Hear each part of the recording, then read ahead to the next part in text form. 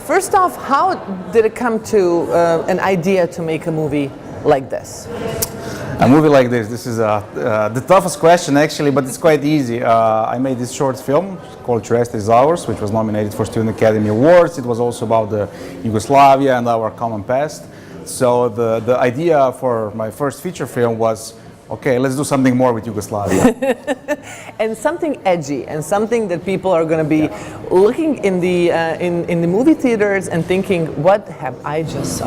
What is that, right? What is that? Did you at any point think that people might think that the story is true?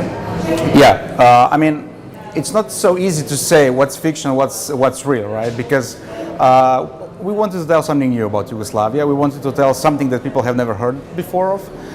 Because we know so many stories about Yugoslavia, the past, and so back and forth. So we try to do something new, something more, as you said, edgy. That's why we were kind of afraid, how is it going to look like actually? Because it's quite easy to convince people that something really happened, right? That's the easiest part to do. The hardest part to do is to answer the question, why do we do that, right? Because we wanted to make people actually think and be really critical about what they're seeing. That's why we included in the film philosopher Slavoj Žižek. That kind of gives the idea what are we actually seeing. What is the answer to that question? Why do we want to believe usually the borderline craziest stories that we hear or see on television, especially if it comes from the media? Because I think we are, first of all, human beings, and we really want to believe the stories, right? Even when people told, just different stories, they always kind of catch our imagination. Then you fall into the story, and in order to fall into the story, you really want to believe, in a way, the story. Because if you don't convince yourself to believe it, then, what's the point of telling the story? Right. So I think this is our human nature, and on the other hand, it's about the language that we are used to, because we are used to seeing this television, documentary, factual program language, and when you see that kind of footage, you say, well, this must be true, because it's not fiction film. When you see the fiction film, that's really nicely made, nicely lit, nice actors that famous, okay, this is fiction. So this is fiction, this is real, but what happens when you combine those two? And you have some historical elements inside, you have archive footage, and that makes it more believable. Yeah, exactly.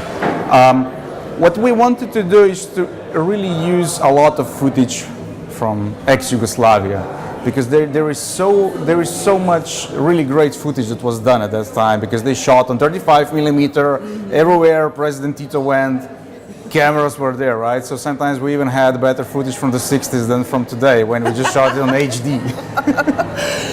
Let's talk about the reception of the movie in the United States. Houston, we have a problem premiered at Tribeca Film Festival. Yeah. And the reception was amazing. You had a lot of great PR, a lot of PR that was actually evolving around the notion that this is fiction, but can it be true?